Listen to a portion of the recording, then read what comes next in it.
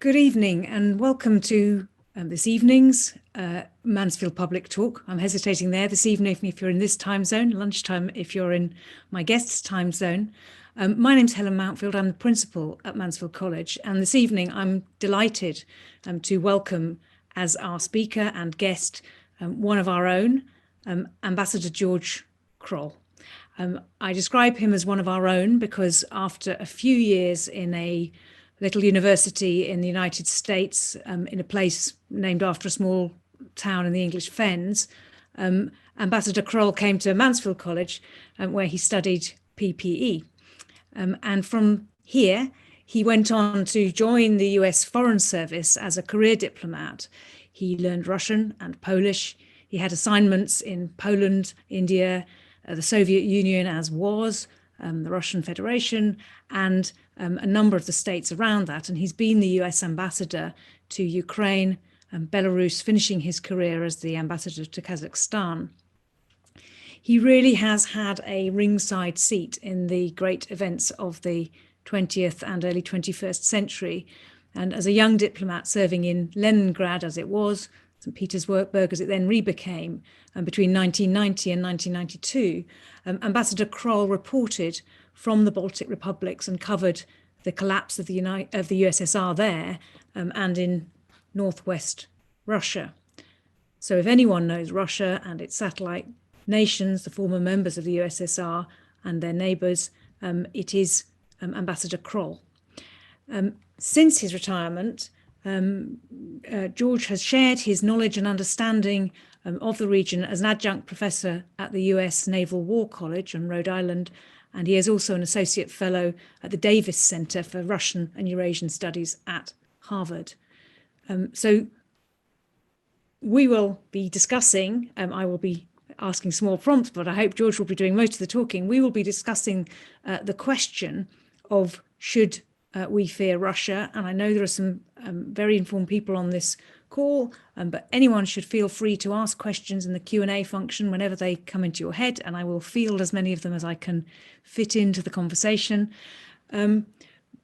But the title we chose is perhaps a bit of a tendentious one, but I think it's right to say that it isn't only those with a Cold War mindset or a Cold War generation who fear Russia, because so still do many who perceive the possibility of nuclear war, but perhaps more seriously, the continuation of the war in Syria and all the things and destabilizations that flow from that, politically motivated assassinations on foreign soil in particular, and we've had Litvinenko and Skripal in this country relatively recently, and attacks on democracy through cyber war, and perhaps with interference with our minds. So I guess the question, George, is, should we fear Russia? And if so, why and how? And what should we do about it? Oh, what an easy question. Yes, starter for 10. You can take them separately if you want. Well, thank you again very much for inviting me to speak today. And it's good to be back virtually and the like.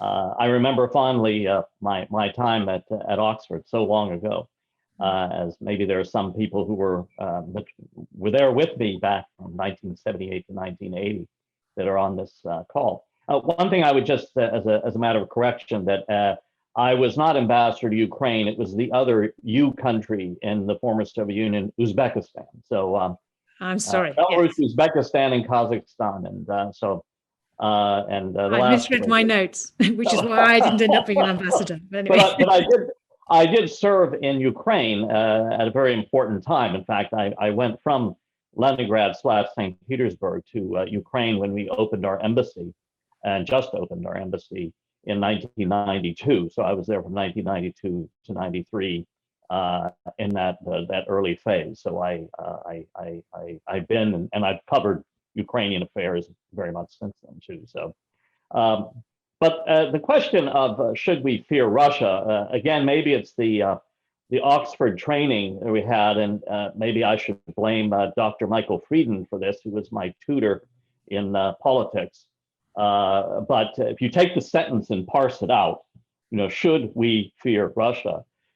The issue of what is fear who are we? Who are we being the ones fear? And should or do we fear Russia? And then there's the matter of, okay, Russia is the matter at hand as an example of fear. And I have to say that as a diplomat, you learn to be very quickly, or you should, psychology, and the psychology of fear is very important because it obviously is one of the key emotions that govern human behavior and politics and international relations. I would say is fear, and fear based upon what? Perceptions of threats. And what are those threats? And are these perceptions real, contrived, over? Are they exaggerated? I mean, and things of this nature.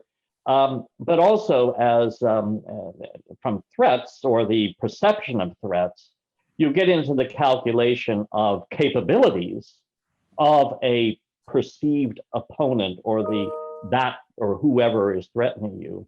And very importantly, the intentions of that party toward you or your society or your government, and how this mix is all puts together on both sides of fear. And because the threat perceptions are so much a part of your own humanity, because I think once you leave the womb, it is a threatening world you're in, and we react and grow up in it. But also, as nations, if you will, societies, parts of societies, and the like, and the complexity of it, there are the historical, the history as people are brought to believe in their education, but also their experiences or their perceived experiences of their parents and grandparents and things of this nature, and how they perceive the world around them.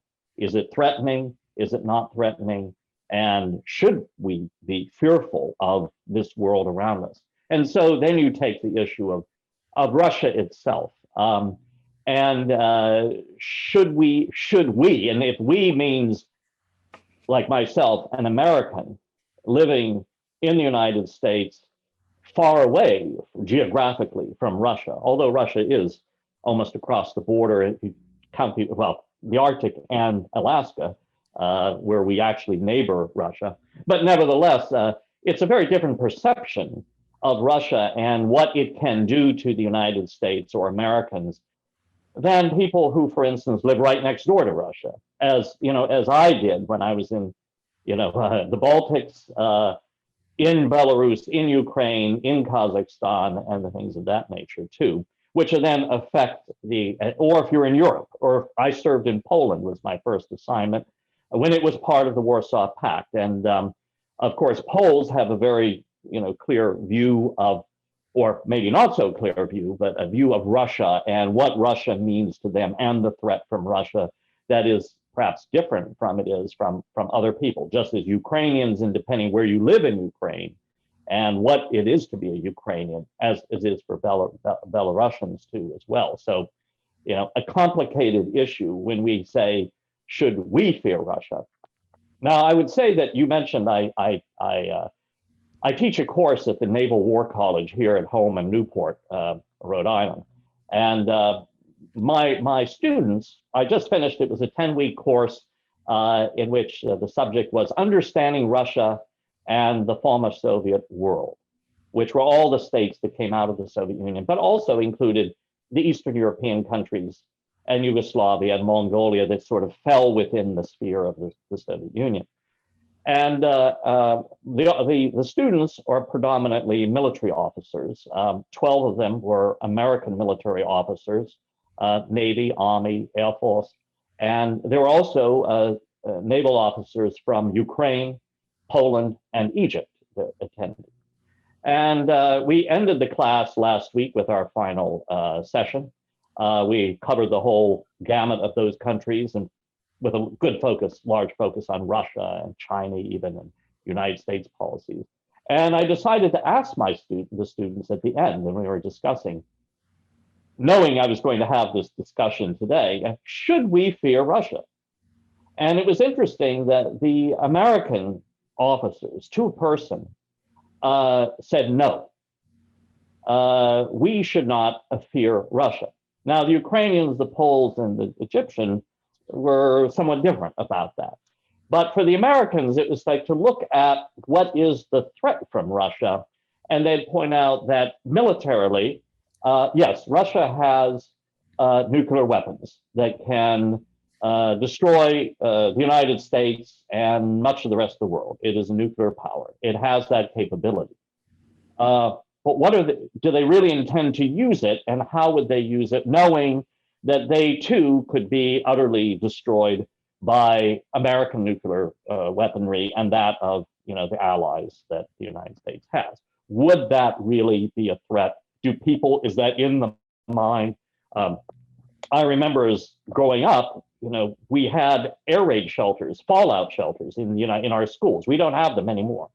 The sense that there is a nuclear threat out there from Russia, or it was the Soviet Union, sort of dissipated. So they don't feel that. Now, there is also the matter of militarily. You look at Russia's Navy, its army, it is not the Soviet Union. It isn't all over the world. It doesn't have, as it were, the classical, instruments of power that would be overwhelming, for instance, to conduct a major war on the European continent.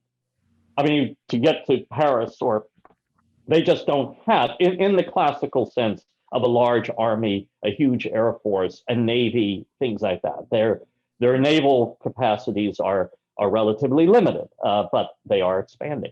So from a military standpoint, it's like, well, yes, they can be a spoiler. They have assets, they have capabilities, and they can be dangerous, but not to this extent that they would threaten, if you will, the vital interests of the United States, if you will. Now, if you're Ukrainian, that's a different matter. Yeah. And then they look at the economy, and Russia's economy is not, a global powerhouse. It's often said, well, it's the size of Italy or Spain, and I don't mean that in any criticism of Italy or Spain, but that they do not have the heft in the world economy, although they do have resources that could put a dent into, particularly in the energy sphere, but it's not something that they can turn the world upside down. However, in the Oxford sense, they would, the Oxford comma, by the way, is a big controversy sometimes here, but nevertheless, they have capabilities to, as it were, as you would put it, in your side of the Atlantic, throw a spanner in the works for the global economy and things of this nature, largely through issues of cyber attacks and things of this nature, which is certainly something serious and something we have been experiencing. And then also politically, Russia doesn't have the allies and partners that it once did as the Soviet Union, in that sense, of those countries that are now independent and surrounded, that had been part of the Soviet Union, and only 3 of them are members of the Collective Security Treaty Organization.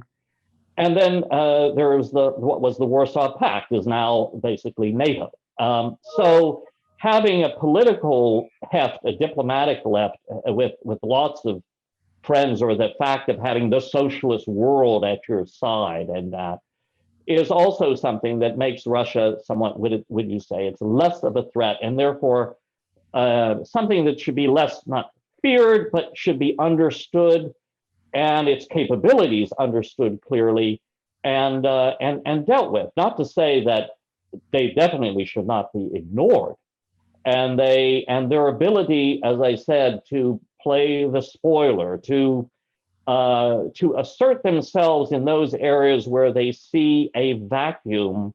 And why? What is their intention behind this?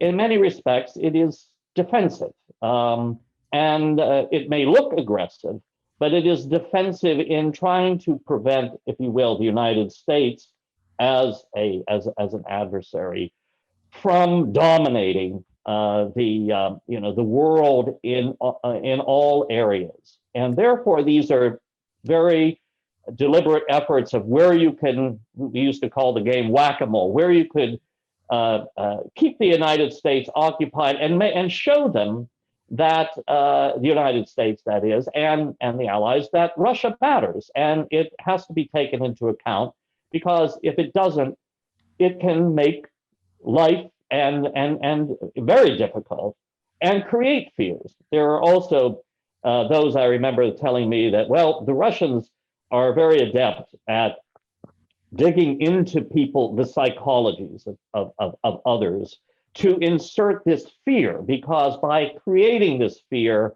of Russia in the minds of people, it is helpful to them as a defense, as a mechanism in their own sense of defending themselves from what they fear too, which is a relentless attack on them, or an effort to interfere and cross their red lines, which are both geographic, right along the borders that they are so open to invasion as they've experienced in the past. So you're suggesting that the threats or the sort of the sabers that Russians rattle are because of their own sense of defensiveness and threat. And what is it? What is it in Russia that is being defended? You know, those of us who grew up and studied in the 80s were looking at, well, there was a revolution in 1917. They're defending the result of the revolution. That is not what's being defended now. So what is being defended in Russia? Why can't they say, we'll get on with our nation, you get on with yours? What's the fear? Well, it's their own understanding of themselves, which is something that has been evolving, you know, from the Soviet Union and the like. I mean, this is a whole other issue of what is it to be Russian, and the Russian identity is always been a large question. Is an identity as an empire, as a large entity. When you look at Russians, and there are so many different types of, you know, again, it's not like a stereotype of one person, that's a Russian, they do this, they think this way. It's when you live there and work with them, you realize they're very different. I mean, in the foreign ministry, when I was working there, you know, the director of the North American division was an ethnic Georgian, and he had an Armenian as a deputy and the like too. They did not go to the countries that became independent. They stayed in the Soviet. in the Russian foreign ministry and the like. So, but this sense of what they're defending. If you're talking, for instance, of the leadership, and that is of Vladimir Putin, who I worked with when he appeared in St. Petersburg in 1991, 92. And the like, when I was there, it's the sense that of not being taken for granted, or that they are a great culture, they are a great country, they are a European country with great culture and with interests, and also security interests, and also a certain sense of their own identity of being, in many respects, a rather conservative country. I mean, God, country. These things were brought back very much as Russians, after the collapse of the Soviet Union. People in Russia were trying to associate themselves with something that they could feel proud of, and because the sense of loss, that sense of humiliation that many felt, that yes, the Soviet Union was gone. Many of them were glad. The system they did not like. However, it was they needed something that they could rally around, and to say that they matter. Because when I was there, I felt this very deeply in my interactions with Russians in Northwest Russia when I was when I was serving there, as well as in Moscow and the like. This sense of being not taken seriously, and basically the world has passed them by. They're in an utter mess, and everyone, largely from the West, as they would view it, are coming in like carrion, the vultures on the carrion, and getting these pieces and things of that nature too. And there was obviously a reaction that is the United States, the West, treating them in a way that they feel they ought to be treated. They've gone through this huge catharsis, and yet they feel that they were being sort of dictated to. Yeah. And that this is a matter of that they want to defend that sense of themselves. And we could go on, but well, I was going to say, I mean, where does that sense of themselves stop? I mean, I have a question from a visiting student from the University of Toronto here, he's saying, from an American perspective, when there was a very quick Canadian recognition of Ukrainian independence, and from the American perspective, what went into the decision to recognize Ukrainian sovereignty, and how do you think that had an impact on Gorbachev and Yeltsin, and the perception from the Russians that they were being chipped away at culturally and territorially, I suppose, and that was something to be defended against. Right. Well, on the issue of Ukraine, I know from my own experience of being in the Soviet Union at the time, if we're talking before the collapse of the Soviet Union, there was quite an effort within the United States. Certainly there's a large Ukrainian diaspora in the United States, as there in Canada, for the United States to recognize a Ukrainian independence, although the Ukrainian government, as it were, of the Ukrainian Soviet Socialist Republic had declared sovereignty, but not yet independence at that time. And there was President George Bush Sr., who gave a speech in Kiev in which he cautioned Ukrainians not to rush quickly to destroy the Soviet Union, because frankly, the policy of the United States was very much to try to keep the Soviet Union going. The Baltics were a different case because of history there. And yet even there, the United States did not recognize the independence of Lithuania when Lithuania declared itself independent in March of 1991. And, or I should say of 1990, in fact. And then, and that, of course, having been the American sort of representative, the virtual representative in the Baltics, I got a lot of grief from the Lithuanians and the Latvians and the Estonians, but particularly the Lithuanians, that why is the United States not recognize this? But the United States very much felt that, fearful, frankly, that a collapse of the Soviet Union, and with all the nuclear weapons and chemical weapons and all this, could be an absolute disaster, and that Gorbachev is making a true effort to reform the Soviet Union, to turn it into a country that is not one doing the things that the Soviet Union did, but basically how to keep it all together in a way and not see it all fall apart, because the fear would be you'd have all of these nuclear weapons all in the hands of God knows whom, and also you'd have ethnic groups, killing each other left and right if the Soviet Union collapsed. So I don't know if that answers your question, but the matter of with Russia and Ukraine was that Bush called Gorbachev and Yeltsin, in fact, because after the Yeltsin and Kravchuk, the president of Ukraine, and Shushkevich, who was the head of state of Belarus, had signed the Yellovasia Accords, basically ending the Soviet Union, the United States was still very, very cautious about what would be happening afterwards, because there was basically the creation of a Commonwealth of Independent States as perhaps a new state. And the Bush administration, George Bush, called Gorbachev as well as Yeltsin to say when they were going to be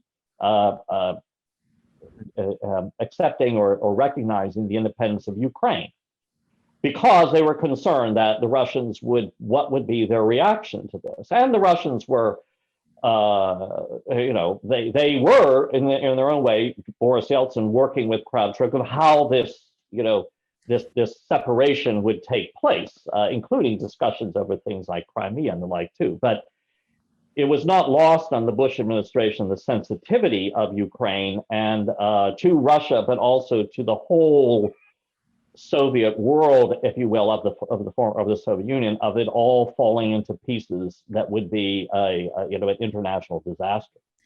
But you make this sound very rational, and if you have splinter nations, who's got power, Right. keeping things under control. But one question from well-informed observer here isn't it a part of the defensive and aggressive posture of Russia today? Isn't part of that a product of the need of the Kremlin clique to preserve what is frankly a kleptocracy? So they've got the things that have been taken and hived off. Is it possible for them to retire peacefully without fear of retribution, or is there a sort of internal logic that you just need to keep going and create external perceived threats and external enemies to deflect from those internal pressures? Isn't that why we need to fear Russia, that Russia needs to create external enemies to avoid the woes that come from a system that is so manifestly and unfairly unequal? Well, yes, now we're turning into sort of the internal sort of world of Russian politics and its leadership and the like, and yes, I think every regime looks for self-preservation and political advantage, and it's always been extremely useful to point to an external threat, and that has been used,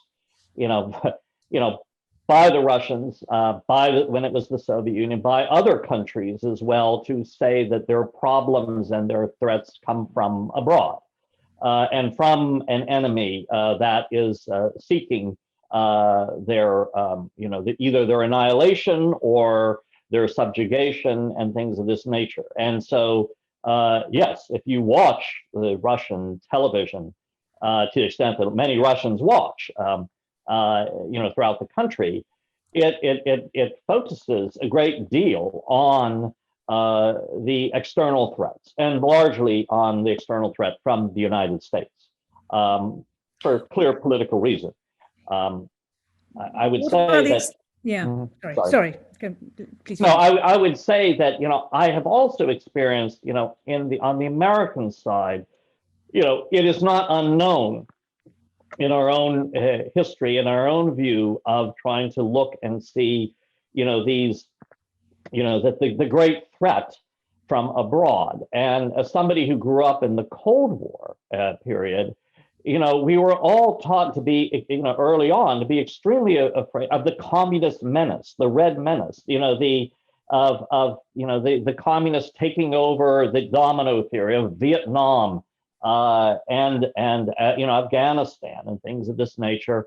And also, in reading history, Dean Acheson, who was one of our secretaries of state, present at the creation of our Cold War policy, said in his own memoirs that in order to get the United States Congress to agree to fund and to support the policy of a forward United States policy of countering the Soviet Union, and they had to paint it as world communism, and as he put it, go up on the hill and scare the hell out of the Senate, which they did, and in order to get the American population to get away from its sort of isolationist tendencies and to realize there is a real threat out there. And again, I not to say to compare the two, but it is a human element, as I was saying, of fear. And certainly the Russian government is using that for the purpose of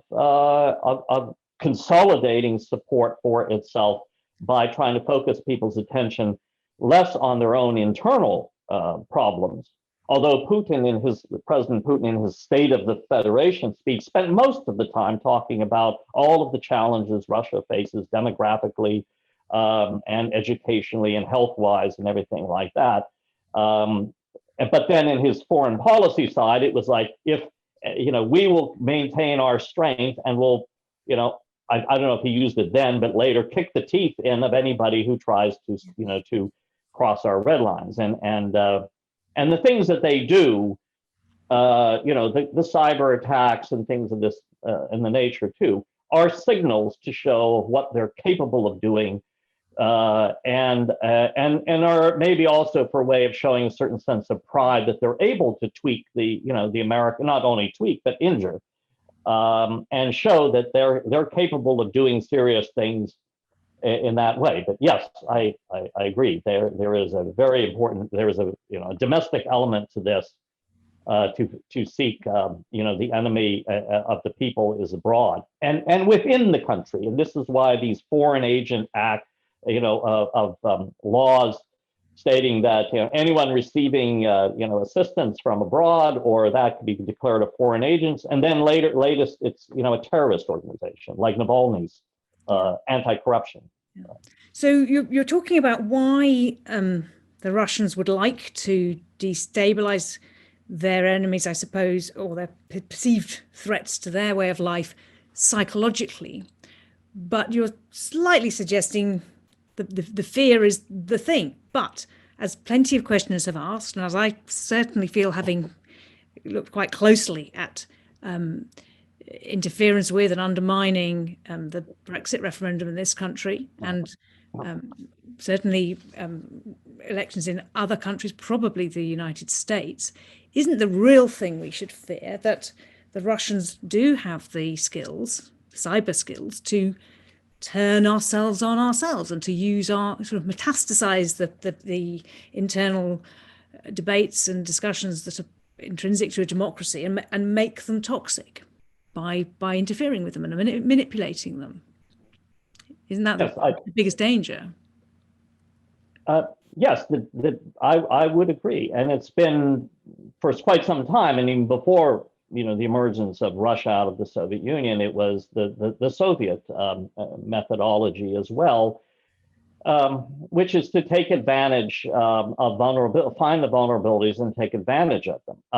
But the matter is that, fearing them, but is it understanding them and taking steps to defend yourself from them within yourself, in your system of government and in your society, in order to shield yourself? I mean, it is interesting to think that the Russians, in their own way, are showing where the vulnerabilities are, at least in my country and others. And on the one hand, you'd say it's good we know, because then what do we do to try to protect these, our cyber systems and things of this nature as well, because they're testing, they're showing it. And it may be that, again, to say it's to destabilize when their ultimate intention is to, yes, it's to weaken the resolve and the like, so that there isn't going to be a threat coming from the United States, because we'll all be turned in on ourselves. And I would point out that my last readings for my class are taken from a cable and articles written back in 1949 and 51 by George Kennan, an American diplomat who served in Moscow, the like too, in which he basically made the same thing. The sources of Soviet conduct, which were largely Russian conduct, but that the real threat was internal to ourselves, in our own societies, our own vulnerabilities.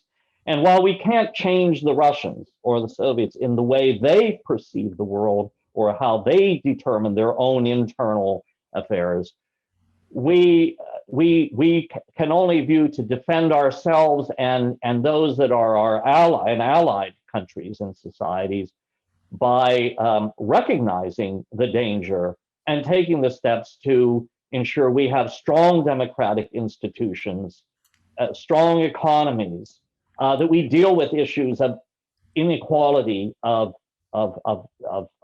economic life, of racial life, and things of this nature, which are the issues that can be pried open and are our own weaknesses that we can turn ourselves onto ourselves.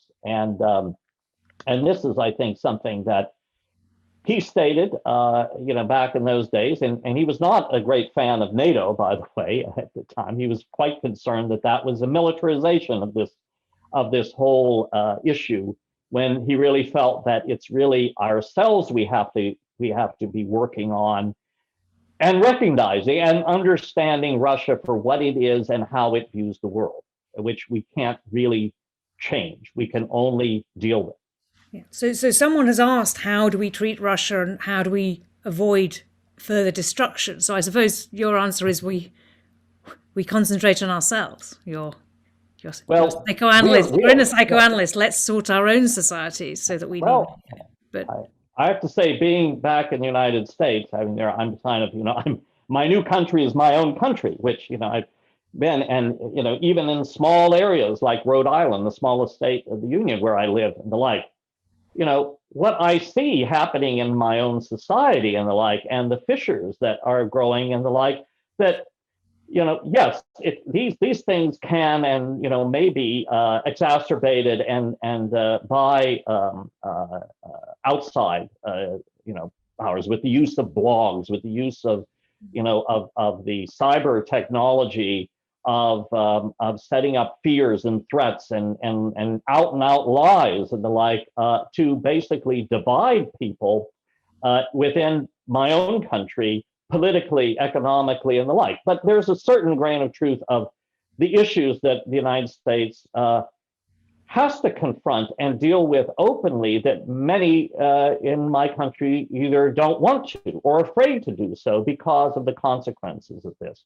I know we're not talking about the United States in this discussion, but of Russia. But I would say that Russia too has many internal issues that will and have shown in the past, because I was there when the Soviet Union collapsed. It was largely internal destruction and lack of confidence, lack of why no Soviet officer who all swore an oath to protect, the socialist homeland, everything, gave their life for this concept or the like too. It was an internal convulsion that I think will face regimes and countries and governments, over time, when there is the reaction against what is being seen, and you don't know, like, well, what will then come? What will be the next stage? You don't know. And that was a big question at the end of, when the Soviet Union was like, is it going to be democracy? Wonderful.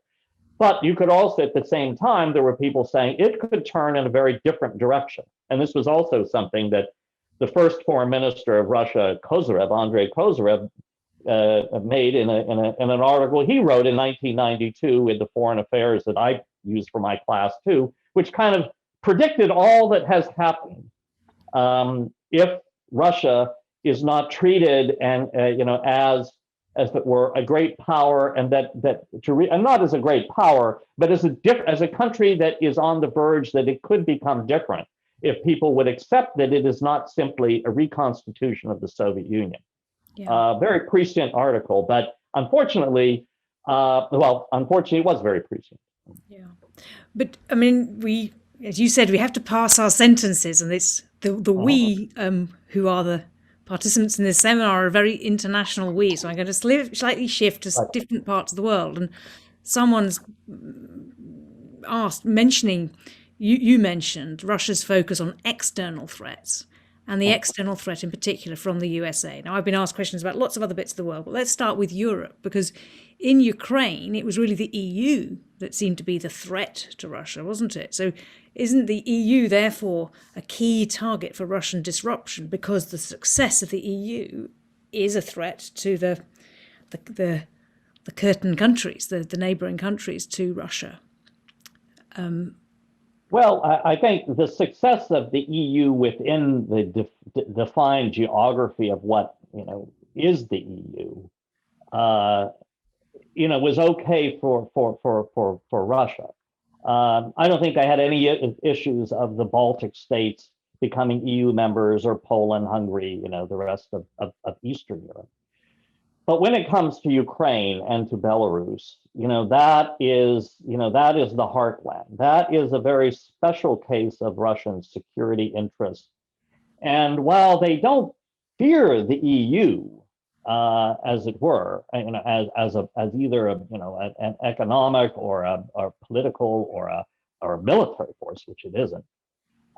What they don't want to see is they don't want to see Ukraine pulled out of the Russian sort of conception of what they feel is the economic unity that the government and the leadership of Russia was really trying to push, this Eurasian Economic Union, and that even when the Yeltsin and Kravchuk and Shushkevich signed the Belarusian Accords, the whole idea, the concept in Russia was basically maintaining a very keen and close economic relations, particularly the three, as it were, Slavic, brothers, if you will, as economic and as well as defense and even foreign policy together. The conception that it would all be, that those three states would all kind of become different and hostile to each other, that was not certainly the Russian intention at the time. That when I was involved in trying to understand this and talking with people there. Now, the Ukrainian leadership had a very different view of that because they have a different polity. But for Russia, they have clearly looked at Ukraine as something that is so crucial to its own, for their economic as well as their security. It was so integrated in their in their military industrial complex, et cetera, that they couldn't conceive of it coming apart. And then you have, of course, the Black Sea Fleet in Sevastopol and the importance of that for it too.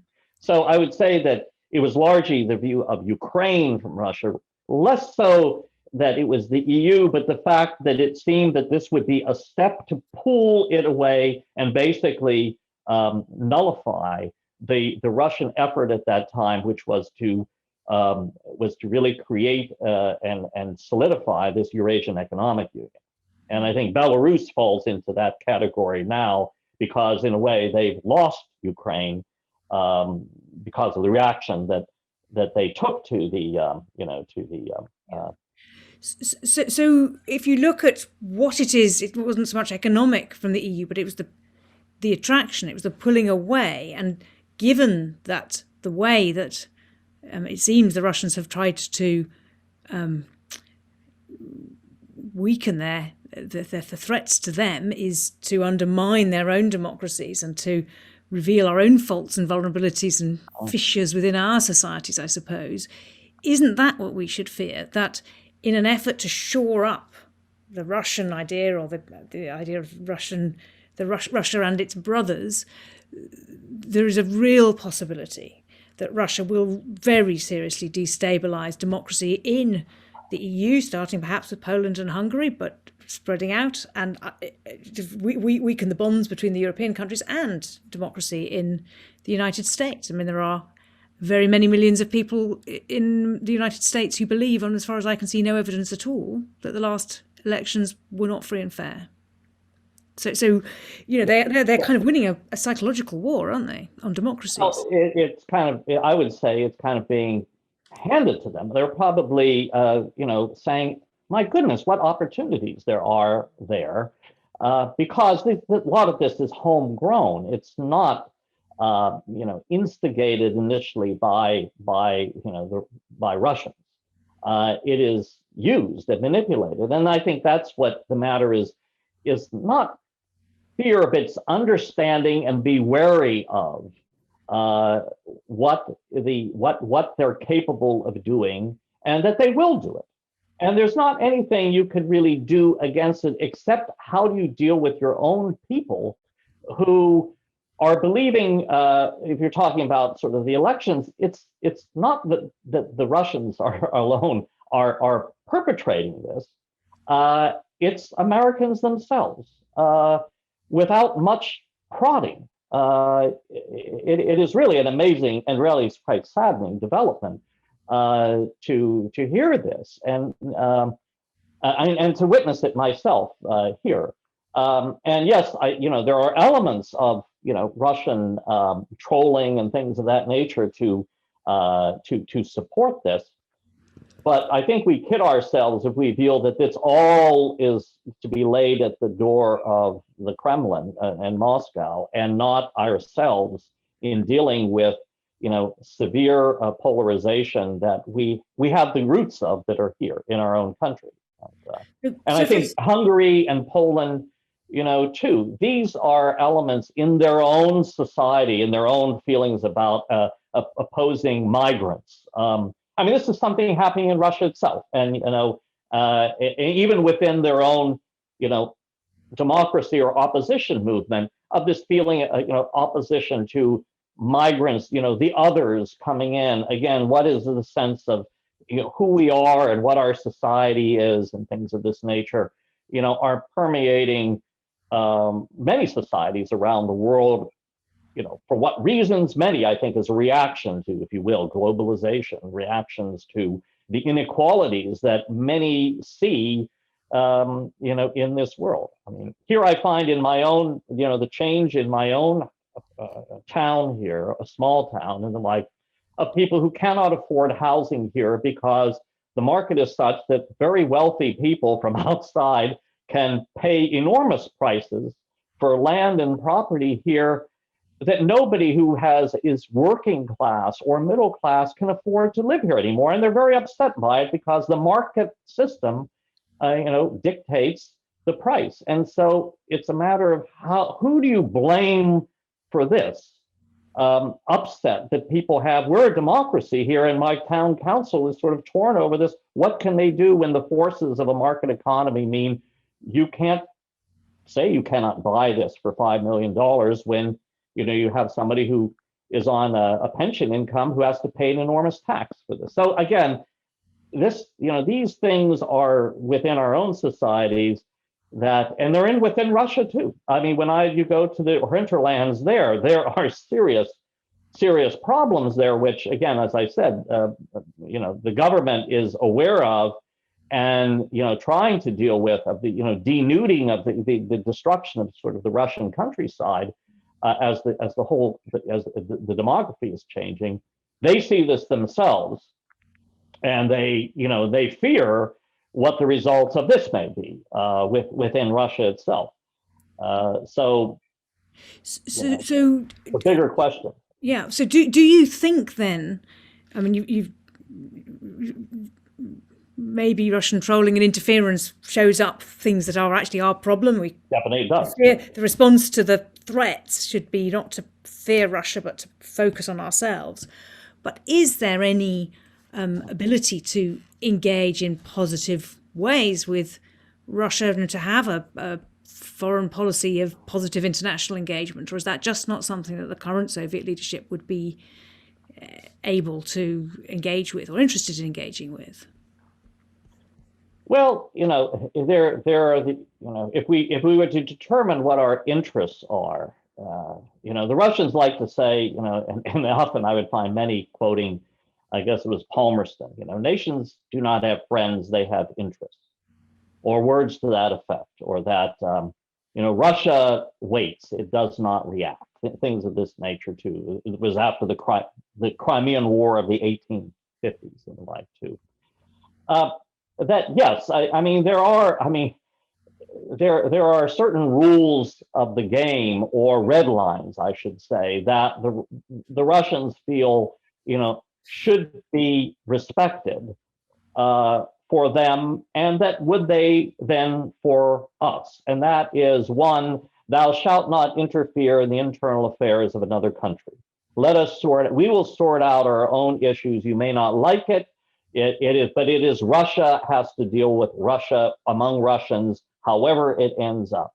But the United States and Europe, attempting to play a role in the internal political, economic, social developments in Russia is something that they do. That is that's crossing a red line. Similarly, I would say the United States, we wouldn't want any foreign country or power to be involving itself in the debate and in the discussions within our own country about things like gun control, capital punishment, things of this nature.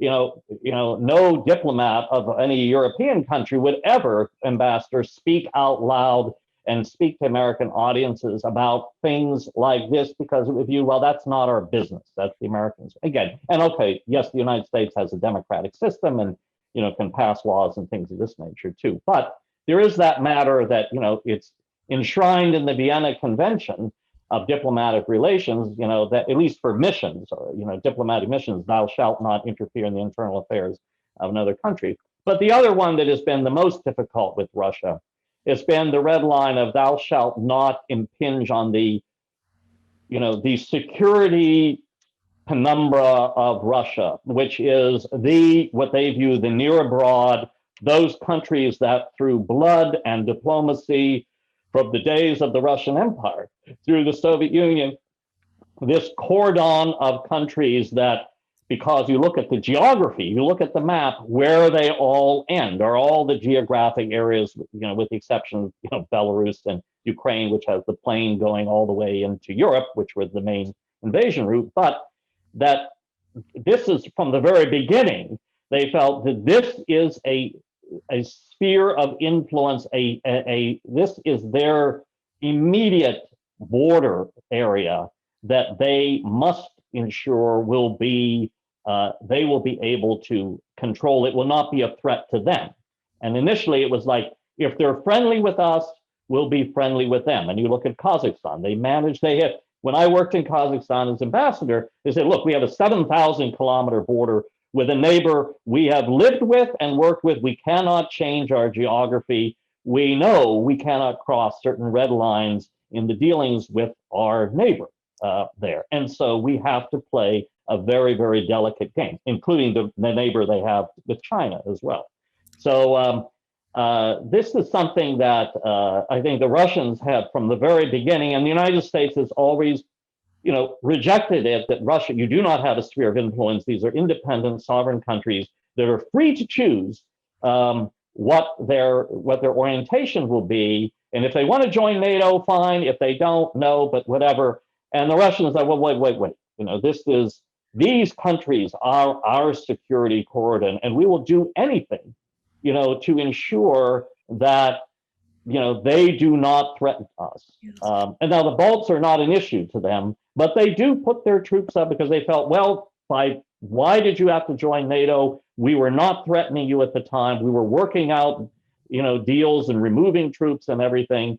But again, from the point of view, if you're an Estonian or a Latvian, Lithuanian, or a Pole, with their history and their own sense of experience, why they did this. But the Russians have quite an opposite view and also what changed in 1992 or 91 when they collapsed.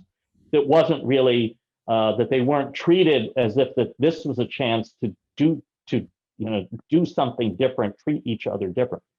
But when you talk about the Russian we, and who are they defending themselves against, isn't the truth? Don't we come back to the kleptocracy question, that the Soviet Union collapsed very quickly.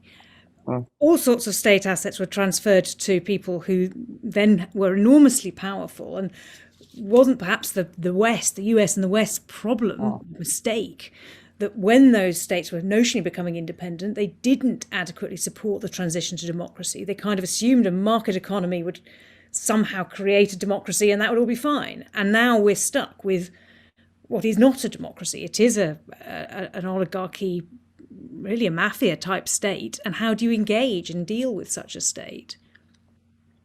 Well, I think that, it is, perhaps easy to stereotype Russia as, it's an oligarchy and a mafia type state and things of this nature. And there's certainly many features, to support that and the like. But, as somebody who lived in, worked in Central Asia and other places, that when you go to Russia, it seems like Russia is a far more kind of open place where people speak a lot openly and write a lot. And, the local politics there is politics in many respects. There are certain lines that people would not change, but it is not the Soviet Union. Russia is it's almost like a hybrid state in many respects, where there is, a larger amount of freedom of expression than perhaps one would expect. I mean, it is getting narrower, as things are going on there, but compared to other places too. So there is a ferment going on there and again, of people in this exposing that, for instance, Navalny exposing the palaces, the corruption, everything, in order to get a popular response. And there is a popular response to that. But then how will that be, generated as to who will lead these people in, if they overthrow this group, what will come next? It's not quite, no one has a crystal ball just at the time in 1992, what was going to happen, when, that system, as it were, collapsed and the like too. So I don't have it. It's a very murky picture, but there's a lot going on there, and a lot probably we don't quite fully understand as an outsider in Russian society, in Russian politics, and the fact that people there, are also, they're looking at what is going on. How do they look? What information do they get? And a lot of is what people know or talk about in their kitchens and say that is not. I mean, there's a lot of cynicism and skepticism of what's on television and things of this nature. And there's a new generation that has come in too, in Russia as well. And younger Russians that I have had the opportunity to listen to, are telling me that, look, the people that are leading my delegation here, they grew up in the Soviet Union. I didn't grow up in the Soviet Union. This is not a country for me. Oh yes, we were all one people, the Ukrainians and Belarusians. For me, Ukrainians and Belarusians are different people. They're different countries. However, Russia is a great country, and those countries better understand what our interests are, and we're bigger than they are, and therefore, yes, they're independent, they're not us, we're not them. We have certain affinities and cross histories and the like, but we're different. And that's just something that, again, as these people percolate up into power, they will have a different attitude.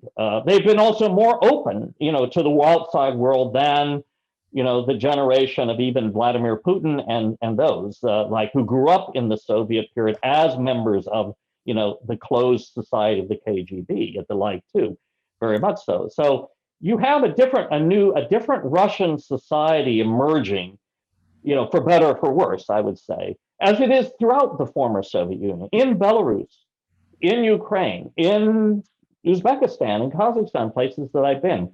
And this is something where you have these. The governments are still of an older mindset, and they're facing, as this generation is changing, and those that remember with, say, nostalgia, the Soviet Union and the stability of it, forgetting all the other things about it too.